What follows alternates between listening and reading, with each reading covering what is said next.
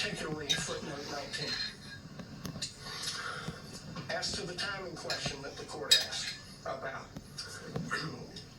there were 2 contracts for Mr. Wade executed after they acknowledged the relationship began. Each one of them afflicted or conflicted under county and common law. The second conflict is her political ambition, for which he was previously chastised by Judge McBurney. And that's also present in this book.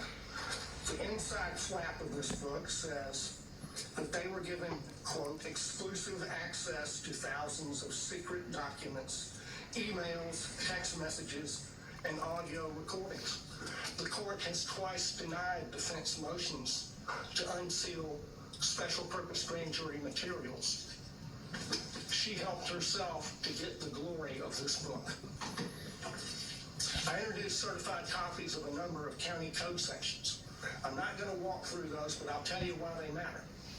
The stack of law from the state constitution down to the county ordinances imposes a regime on the DA under which she has 3 obligations. She has to go to the county commission to get approval to pay him what she did. She cannot accept gifts from a prohibited source. She has to disclose the gifts that she received. She evaded all of those requirements. Section 2-69 of the county code prohibits gifts from prohibited sources, which he was.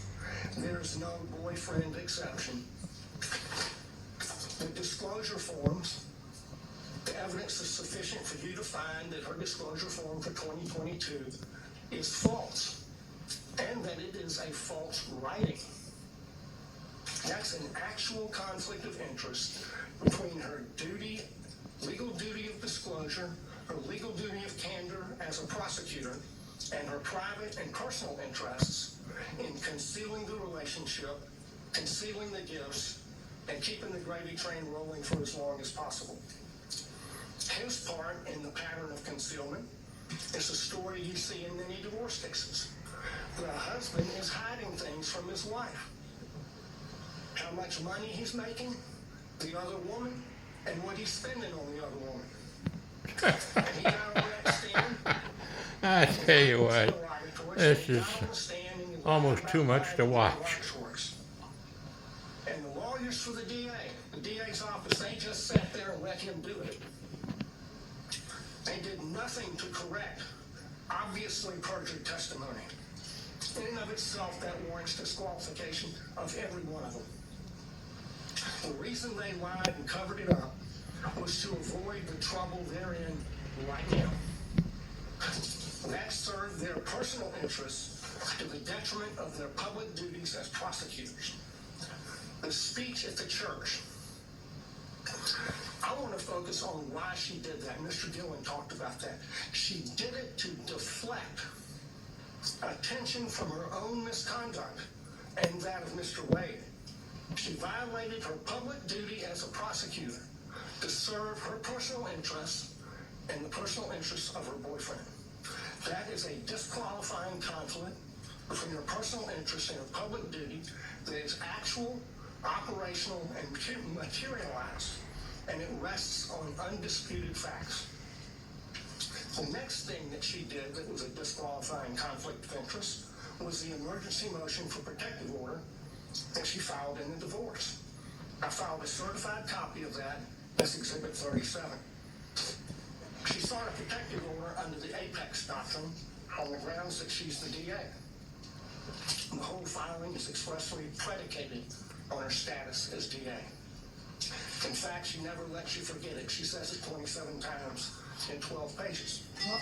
In that filing, speaking as DA, she said, the circumstances would suggest that defendant Joycelyn Wade is using the legal process to what the law or what is required in order for an elected district attorney and their office to be disqualified. And what I would submit to the court is... Let's go back to that. Show me how. Yes. Show you how. So I think the first one they cited was battle versus the state. Certainly a conflict of interest or the appearance of impropriety would be the grounds of disqualification.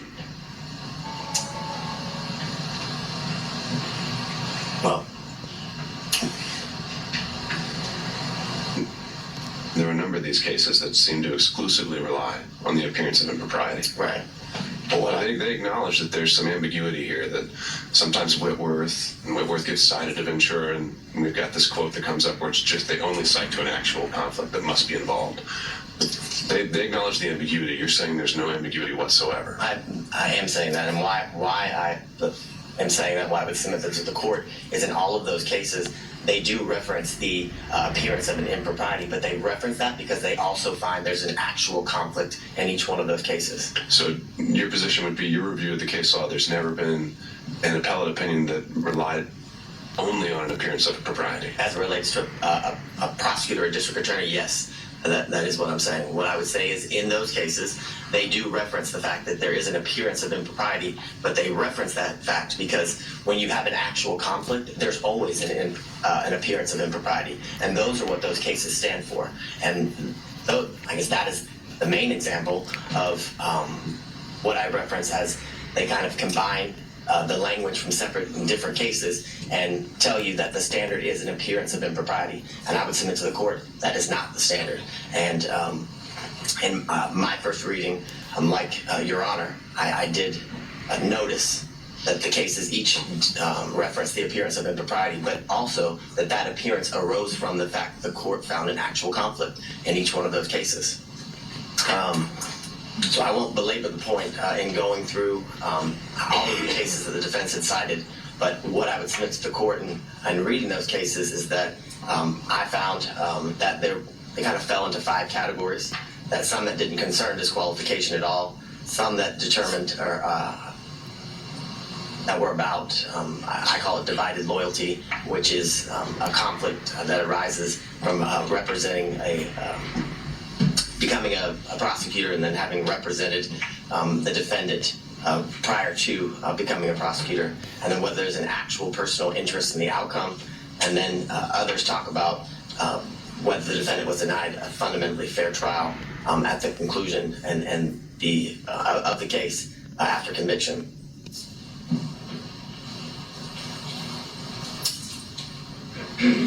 And these are some of the cases that defense counsel had cited within their brief that had absolutely no application to the issue that we're here before Your Honor today.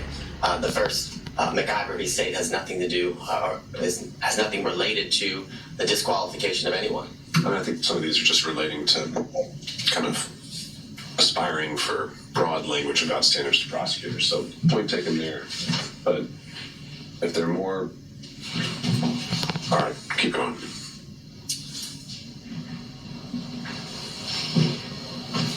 So as it relates to one of the cases that was referenced here earlier and is also referenced in some of the briefing by defense counsel is the Majestic v. State, which is 287 Georgia 542, and all of the cases that fall under this, what I would call category, is about a attorney who formerly prosecuted a defendant in I guess the same type of case or the same case or similar charges, and that would be why the courts found that disqualification would be necessary because of the relationship that existed between the former client and the now person who's being prosecuted, Your Honor.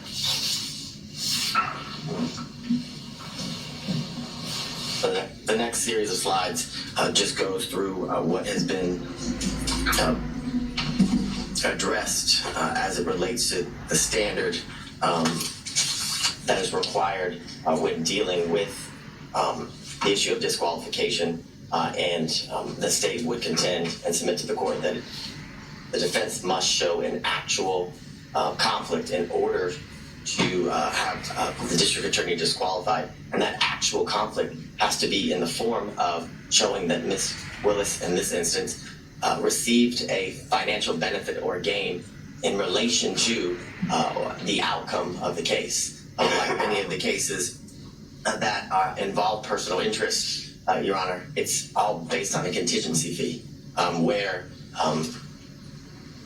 how much they're paid, or a bonus, for example, is dependent upon the outcome of the case. That's how One is to show that there's a personal interest in the case. We have none of that here. And I would submit to the court, we have absolutely no evidence that Ms. Willis received any financial gain or benefit. The testimony was that Ms. Willis paid all of the money back in cash as related to the trips, and it didn't pay back in cash.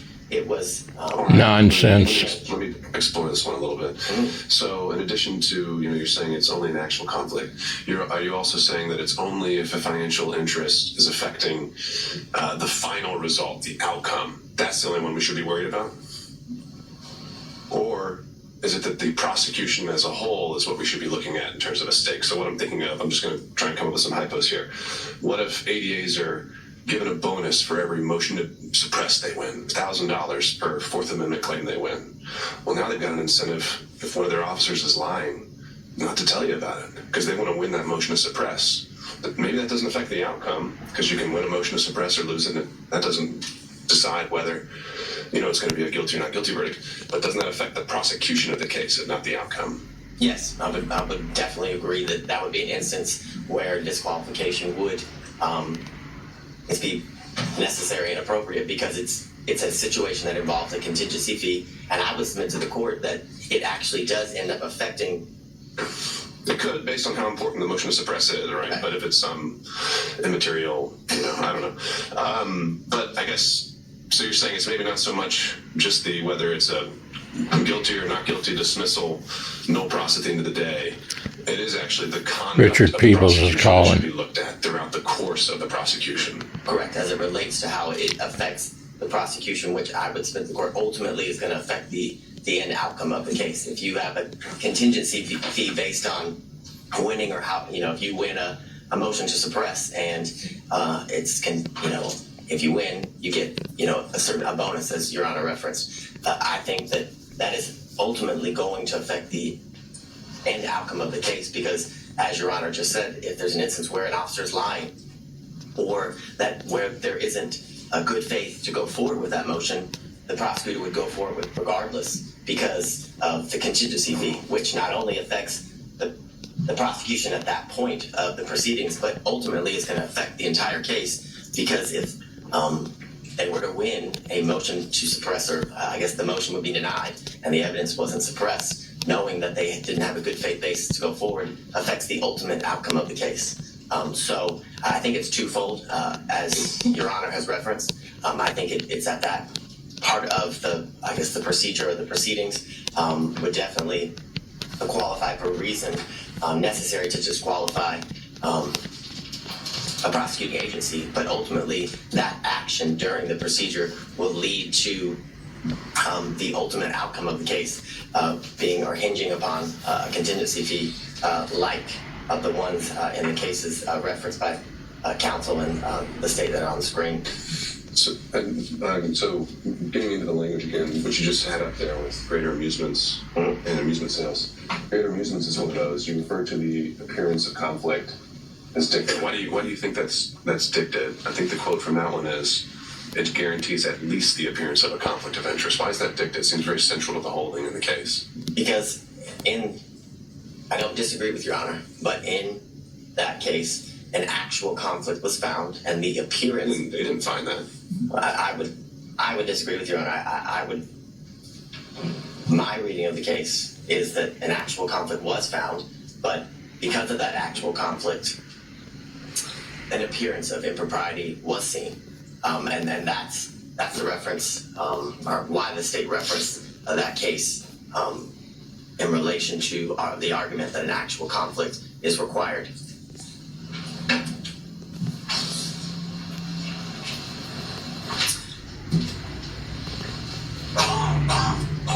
On the series of cases, Young, that was referenced by defense counsel, as well as Nichols, these state are both instances where there's a personal interest in the case due to the situation and where at one point they were opposing parties. And of course there's a personal interest or stake as it relates to prosecuting an opposing party in a civil claim, which are what both of those cases reference, which shows that there's an actual conflict of interest that relates to the personal gain of the specific prosecuting agency. And what do you make of Nichols' reference to it's an older case. Sometimes the language can be, we're not accustomed to seeing that there's, they refer to the metaphor of Caesar's wife. And generally when that's used as a ethical standard, that's something that goes beyond just an actual conflict, right? Isn't the beyond reproach getting more into appearance world? Is it getting beyond? No, isn't getting into the appearance aspect of things when we're talking about Caesar's wife. But I think it goes beyond that based on the language of the holding in that case, where it literally says that the individual had a personal interest in obtaining a fee by forcing a settlement in the civil case and using the criminal case as leverage. So that's not an appearance of impropriety. That is an actual conflict of interest in which arises because of the individual's personal stake in the end outcome of the case, Your Honor. So that's how I would differentiate, I guess, the representations of defense counsel as it relates to the standard or the burden that must be shown, and why the state would submit to the court, and the most recent ruling out of the Georgia appellate courts that an actual conflict is required to be shown. So I'm going to skip through these series of slides.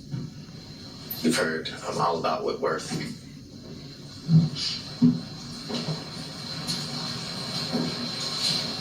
So I go back to what we referenced earlier, what's been referenced by all parties, that the grounds in which a district attorney can be disqualified is where a conflict of interest is found, and where there's forensic misconduct that is found. Those are the two grounds that are to be, I guess, are within the purview of the court as it relates to the issues here.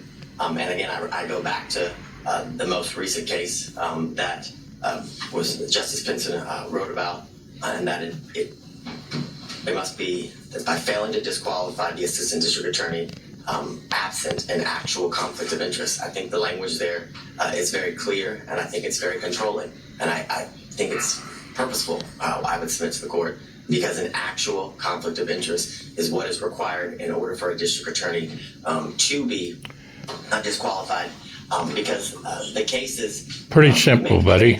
It's easy to see that there is a real conflict of interest here. Disqualification of a district attorney is the last, or lack of Your defense is not well taken. Be exercised as it relates to court in curing certain conflicts that may arise. I think the case law is very clear that every effort is supposed to be made instead of, or I guess in lieu of, disqualifying the district attorney unless an actual conflict of interest is what's found, Your Honor. And it can't be cured. Directly overheard. Which ones are we talking about? Well, essentially, that kind of seem to be all of them. You said Allen, Bond, Young, and then the investigators, Hill, Green, and Ricks, could all be directly impeached by statements overheard by Mr. Bradley. Yes.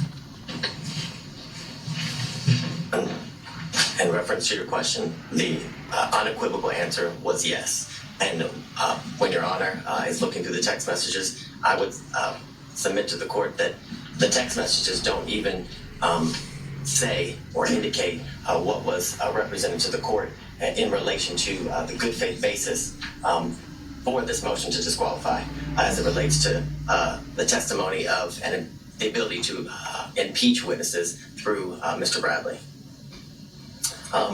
What's been referenced by all counsel is Mr. Bradley's assertion of absolutely as it relates to whether the relationship existed prior to Mr. Wade's hiring. And the question in itself involves speculation, because it asks, do you think it started before she hired him? And he says absolutely. He doesn't say he knows.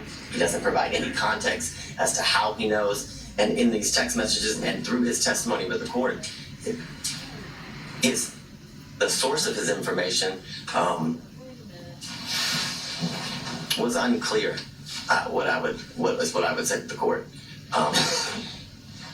as to a lot of things, other than the one conversation that allegedly occurred between Mr. Wade and Mr. Bradley. And I would submit to the court that conversation never occurred. That would be the state's contention. And how do we know that? We know that because that conversation was not confronted, or Mr. Wade was not confronted with that conversation.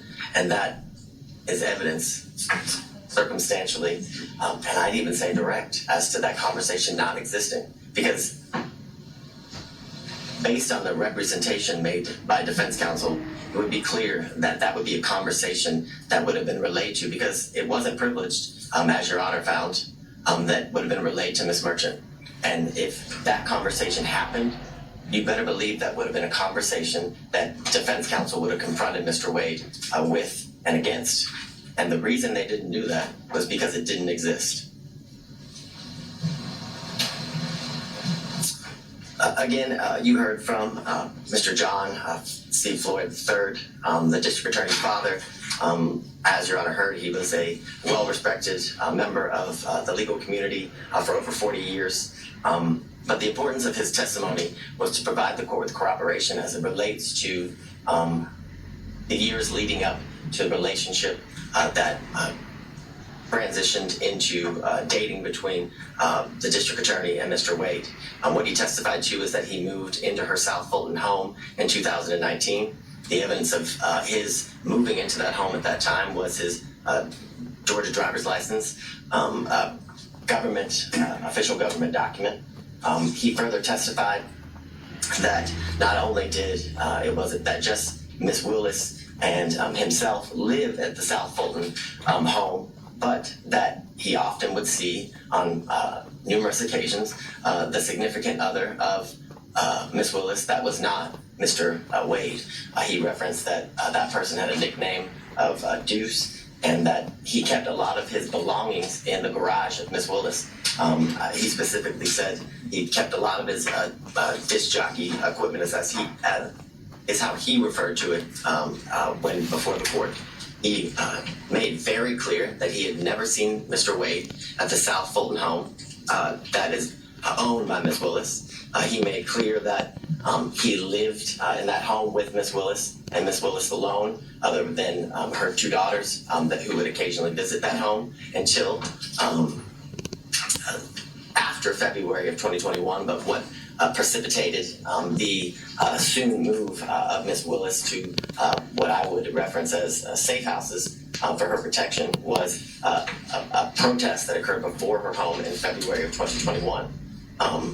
He then expressed to the court that Miss Willis moved in the spring of 2021, and that due to these threats that were taken very seriously, he had only seen his child 13 times.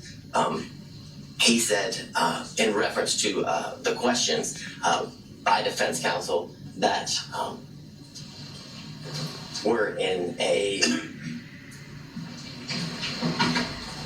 and I'm just going to be straight up with the court, they were trying to make Miss Willis a liar, is how I would submit to the court, in the sense that she testified that she was concerned for her safety and her family's safety, which included her father and her daughters, and that Mr.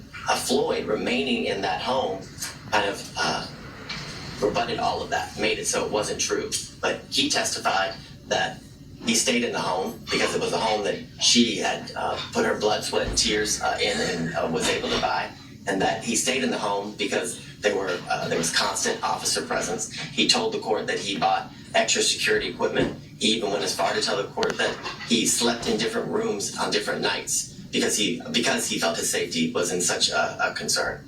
So I would submit to the court that line of questioning was done in an attempt to discredit Miss Willis, but failed. Would be how the state would characterize it. Then he testified about the first time that he did meet Mr. Wade, which is in 2023 here at the district attorney's office, and he talked about how he kept cash in his home and why Miss Willis kept cash in his home. And what the court should take note of is the state didn't ask Mr. Floyd about the cash in his home. That came out through the cross-examination of defense counsel. So into one that became romantic, and when it ended. And what again I would submit to the court is that those facts were consistent, and the only person who contradicted that when the relationship started was Miss Yurdi. And what I would bring to the court's attention is that it was represented to the court that Miss Yurdi was a witness other than Mr. Bradley who could bring to the forefront this issue of cohabitation. And when pressed and when asked about it, Miss Yurdi had absolutely no information as it relates to this alleged cohabitation. It was false. She said she had no information. She was asked about trips. She said she had no information about the trips.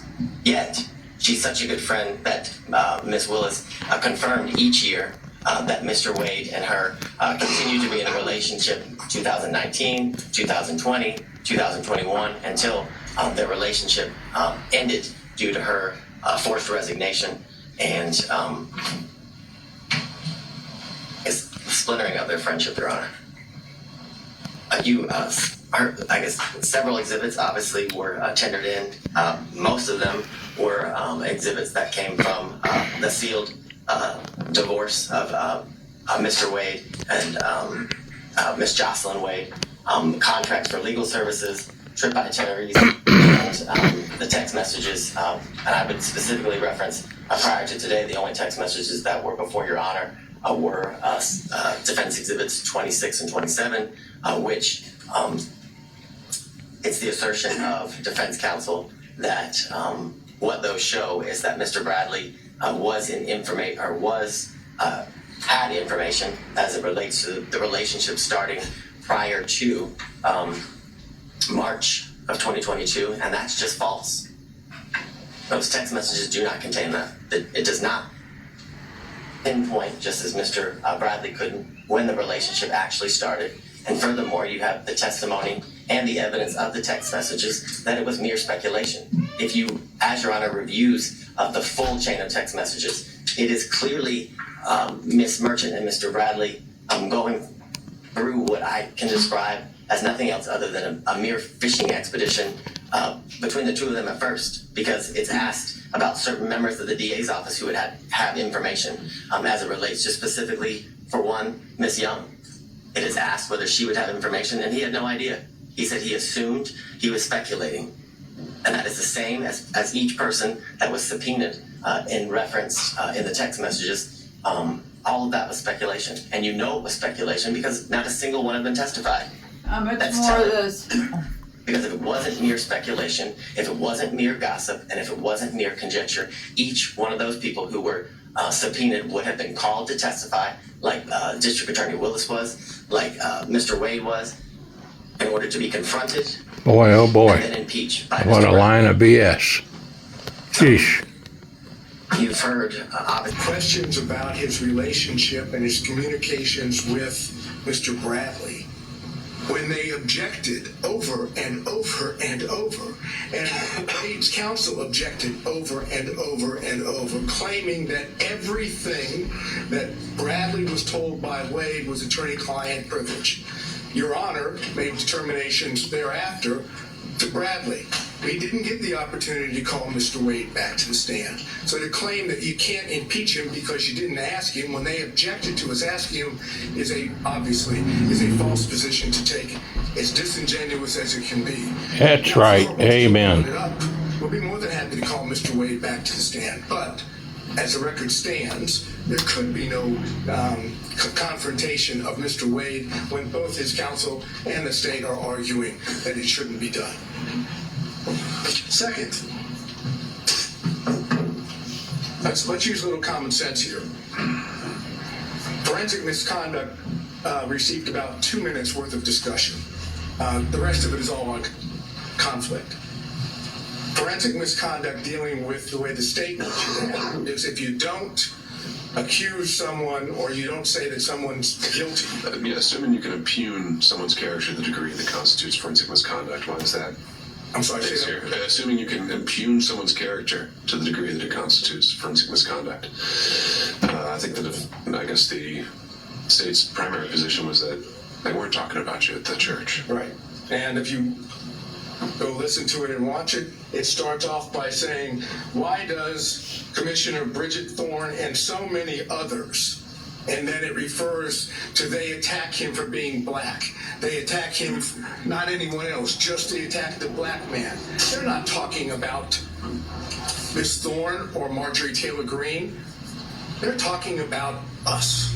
And you know how everybody knows that? Because not a single story from the media reported anything other than Fani Willis accused the defense and defendants of being racist. Now here's the common sense part of this.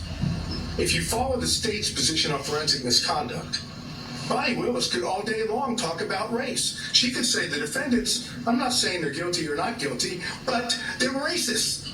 They're racist. They're racist. And according to the state's position on forensic misconduct, that wouldn't be a problem. Obviously, that makes no sense whatsoever. The issue here that we've dealt with on forensic misconduct is not simply the church speech. It's why she did it, how she did it, calculated, and all the other things that we talked about with the testimony of Wade and Willis in this case. Let's go to the relationship issues and the cell phone briefly. No one knew that there was a relationship between Wade and Willis, according to Wade and Willis. Not a soul was ever told that they were dating or that there was an intimate relationship. Ever. They concealed it from all parties. From Daddy. Daddy didn't even know they had a relationship. Suggest that somehow in the beginning of 2021, January to whatever it was into April, that they couldn't have met in Hapeville. They didn't meet anywhere that would allow the public to see them. That's the reason why they were meeting at Yearties, because no one else was ever there. Remember the testimony? Who else was there besides Mr. Wade and Miss Willis? Both of them agreed. No one ever went there except them. They didn't go to where Daddy was in Miss Willis's house because Daddy was there and Daddy would know. No other prosecutors knew. No one knows except who? The one person that knew was Bradley and Yearty. Yearty was the best friend at that time of Miss Willis, and Bradley was the partner of Wade. Now, the only way that the only way that Bradley can walk away from a very long time, so I'll skip that. Let's go to something. Motive. That's an issue. Whose motive in this case is the strongest? Fani Willis, Nathan Wade. Because if they testify truthfully on every point, what happens if the relationship started before November 1st? They get disqualified.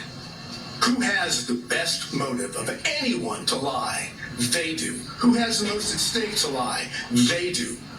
Who wants to stay on this case for whatever the financial reason may be? They do. And Lauren, thank you, Mr. Sano. There it is. All right. Thank you, everybody. I think it's been very much made clear by the argument and the made today is that there are several legal issues to sort through, several factual determinations that I have to make. And those are ones I can make at this moment. And so I will be taking the time to make sure that I give this case the full consideration it's due. I hope to have an answer for everyone within the next 2 weeks. Until that point, if there are any other issues that come up, council can reach out and we'll have an order posted on the docket. Thank you all. We're off the record.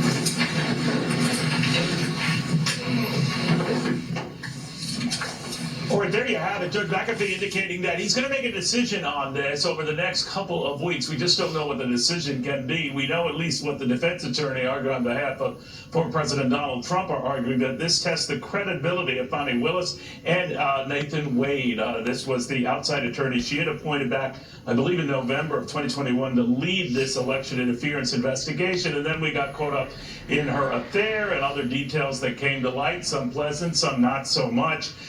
You might have noticed that every time the defense team or representative thereof had come up to state their case, Fani Willis would more often than not leave. They're trying to pay attention to the fact that she had a pattern of lying and misstating the facts, going so far as to say, according to one of Donald Trump's lawyers, that prosecutors don't act like this. Lawyers don't act like this. These people need to go. Steve Harrigan following it all in Atlanta right now, and what the fallout is from this. I guess, Steve, the judge is saying a couple of weeks, I'll decide, maybe sooner, maybe not. Well, that's a long time to sort of be waiting on this. What do you think?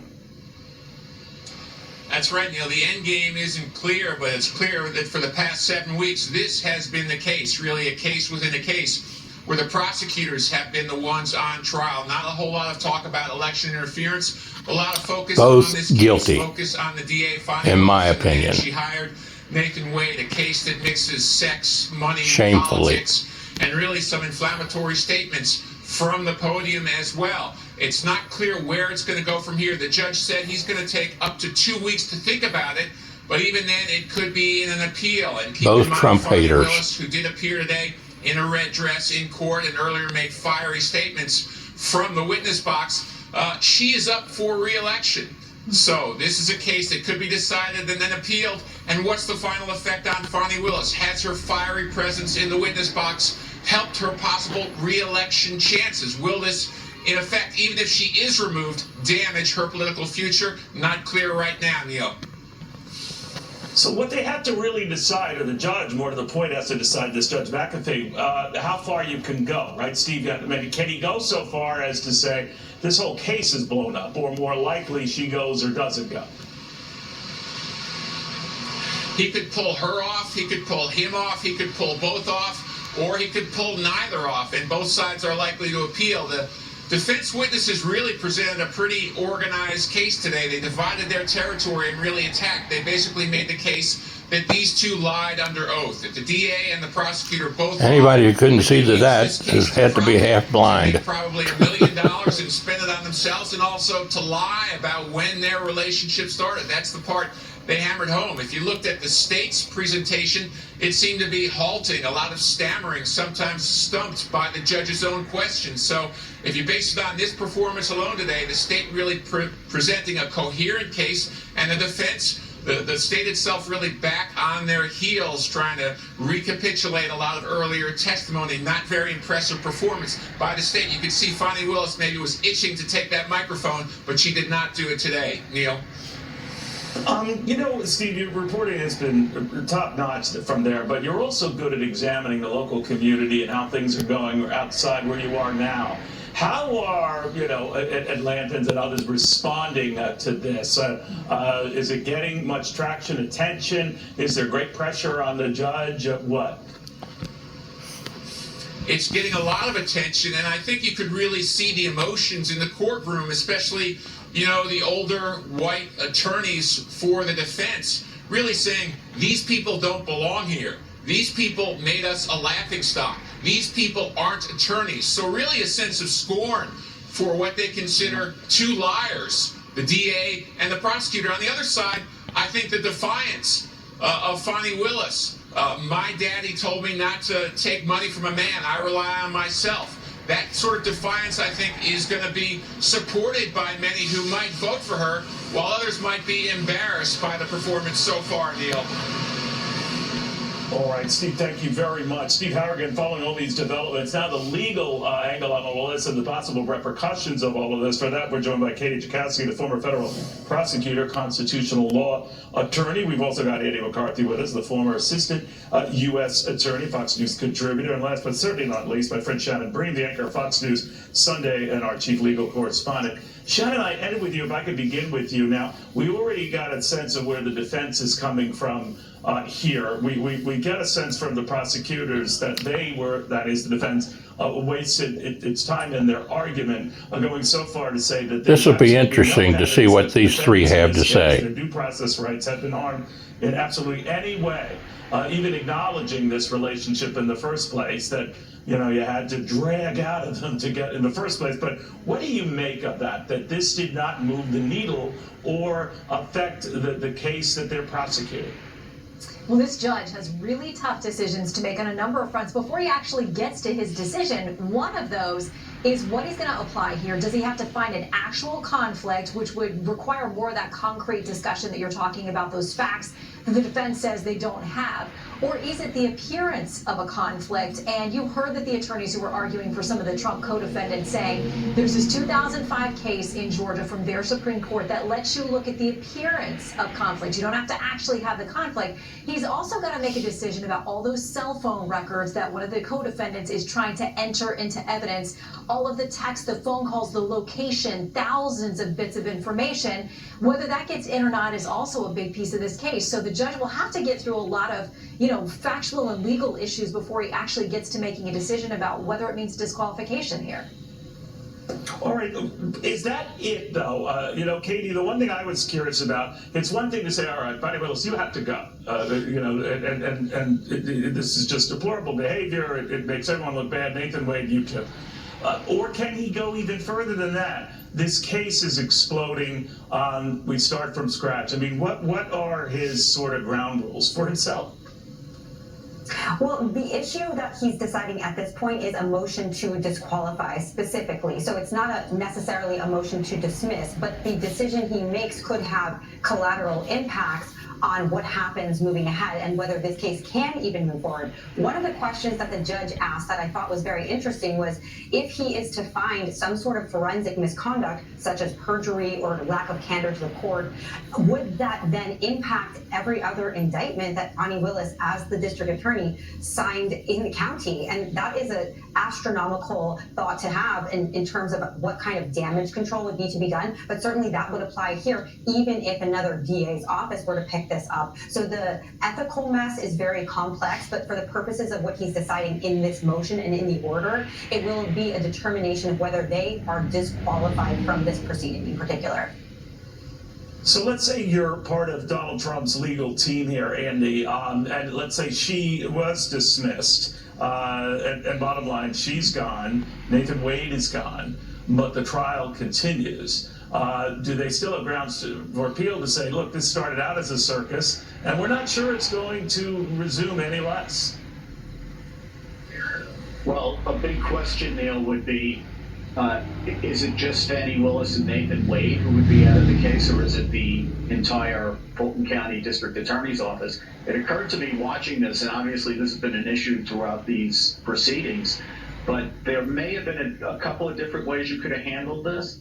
The way the Fulton County DA's office decided to handle it was to jump in with both feet as the advocate for Fannie Willis and Nathan Wade. And it just seems to me that they've kind of attached themselves at the hip to their principles, and maybe that was the way that the boss wanted it. But it's hard for me to believe at this point, the way this was all conducted, that you could potentially disqualify one or both of Wade and Willis and not also disqualify the office. I think they either all have to go, or I think the office will go if Willis has to be disqualified.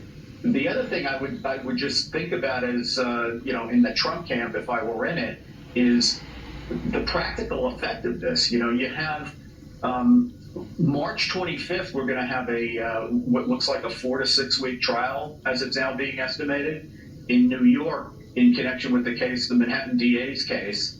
And in South Florida today, they're having argument over when they're going to schedule the Mar-a-Lago documents case, where they seem like they have a window because of the complications of the Washington case. You do get to a certain point where you say to yourself, when on earth is this case going to be tried? There's no trial date here on the horizon, and you're running out of days on the calendar, especially if you have Willis looking at a re-election campaign. You know, another thing that comes up, guys, is just the timeline on this relationship and more, and all the other parties who might or might not have been aware of that, but now are. And I don't know how that confuses things, but I did know what It's all a a conspiracy lot more involved than I thought. to try to stop Donald Trump from running for president because they're afraid he will win and shut the border down.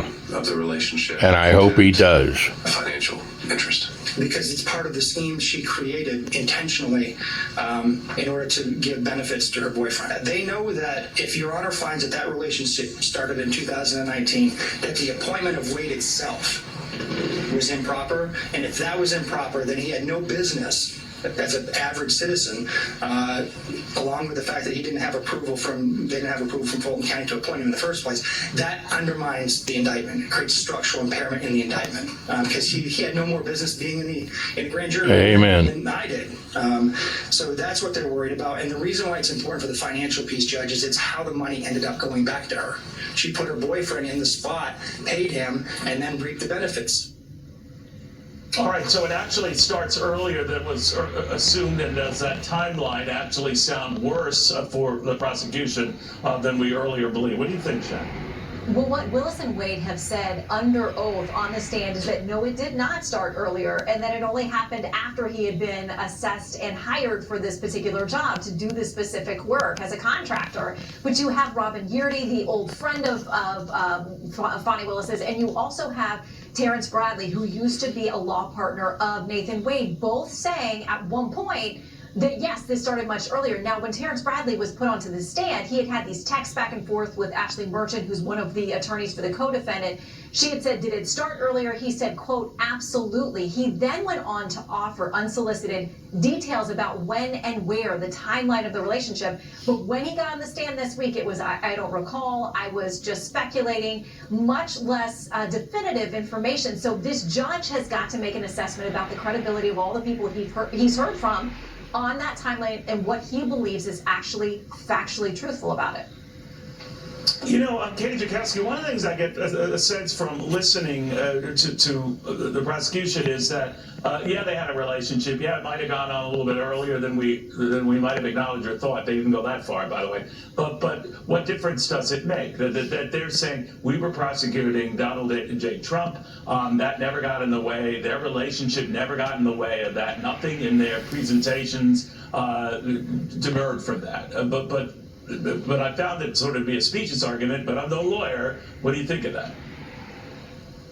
Well, the issue with the relationship is not necessarily that there was some sort of relationship. The issue started arising when there was lies being told about when it began. And I think the judge has very credible circumstantial evidence before him based upon the testimony of both Yeardy and Bradley, who were both very close with these individuals at the time that the relationship was going on, that it began earlier. And the point is that that was never disclosed. And certainly I think that even if it had been disclosed, it probably would have presented a conflict of interest because of the financial gains that she stood to get from having her romantic partner in that role. But nevertheless, it's been exacerbated. Well, I got to get up and charge my battery. Timing of it, which I do think the judge has seen established before him. The question is whether they can close the loop and determine that there's an actual conflict there. But that's only one ground upon which she could be disqualified. There's other issues that the defense also raised that wouldn't even necessarily require that the judge affirmatively find that they perjured themselves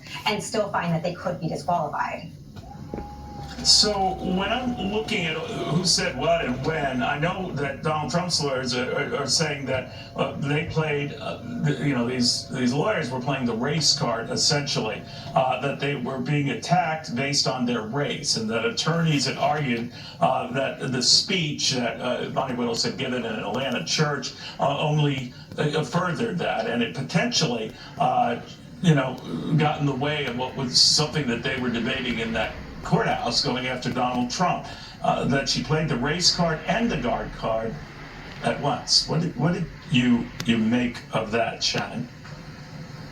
Well, it's interesting because it's extraneous, meaning it was a separate conversation that happened outside of these proceedings. That conversation, those statements she made in the church, and one of the attorneys stood up and said it wasn't just the race issue, but it was also that she talked about God is on my side, or suggesting that there was a religious aspect to this too. And he said those things are inflammatory, and that's not supposed to be Absolutely wrong. Absolutely. Shannon, you're right. Separately, she was disqualified from another branch of this case back in 2022 regarding the lieutenant governor when she'd been involved in some way or connected to a fundraiser for his Democratic opponent. And what the judge said in that case is we don't expect the DA has to be apolitical, but her prosecutions, her investigations cannot be. So this outside conversation about how she was talking about this case in other places, meaning in that church service, that was brought up quite a bit by these attorneys today, numbers of them. Amen. So